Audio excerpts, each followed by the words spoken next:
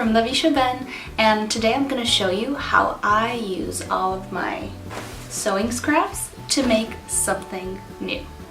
So I'm going to show you how I use these fabric scraps to make a soft book for a baby.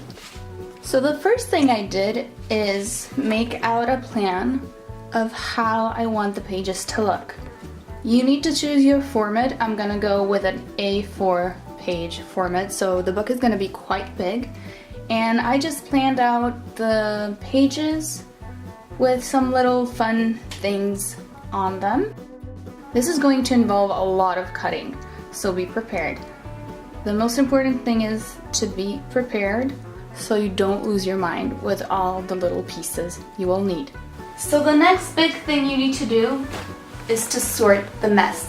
You can't work with this, not like this. So first we're gonna sort it, and then we're gonna iron the pieces, because let me tell you, this whole thing is very wrinkly.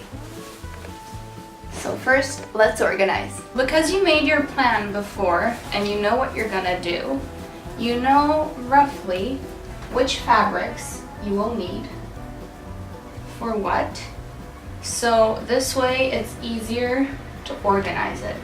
You're gonna look at your pages and you will see what kind of background you need and which colors you need for the rest. So for example, for the space one, I will be using this old shirt that I ruined at a party where we painted. So there is some paint on there that never came out. So this will be great for my starry sky. Also, when you're thinking about your backgrounds and depending on the size of your book, you need to make sure that your piece of fabric is big enough to be the page.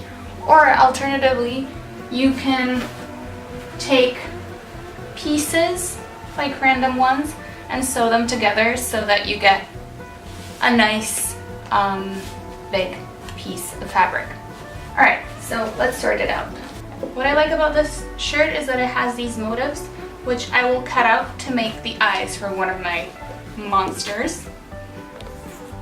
So when you're looking at your scrap pieces of fabric, look for patterns, look for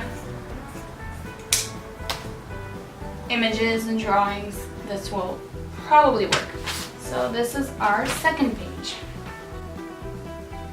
So now I have organized my little piles of fabric and I wrote down which page they correspond to, and now I am going to be ironing these pieces so I can move on and work with them. After you are done ironing your pieces, bring them to the sewing machine. Just pin them and sew it layer by layer. So for the monster, first sew the body and then sew the eyes onto it, the mouth, and then the teeth over the mouth. And I just top stitched everything because that was the easiest way to do it for me. If you want to make it neater and cleaner, you can do that also. Once you have finished 2 of your pages, they will look something like this. The next thing you're going to do is put them together, right sides together, and pin them to place. You will then sew around them, leaving a little opening so you can turn it over and stuff the page. Also, before you begin stuffing the page, make sure to cut the excess fabric so that your page is not bulky. This is how my page looked like after I cut the excess and I turned it over, so you can see the little opening I will be using to stuff the page.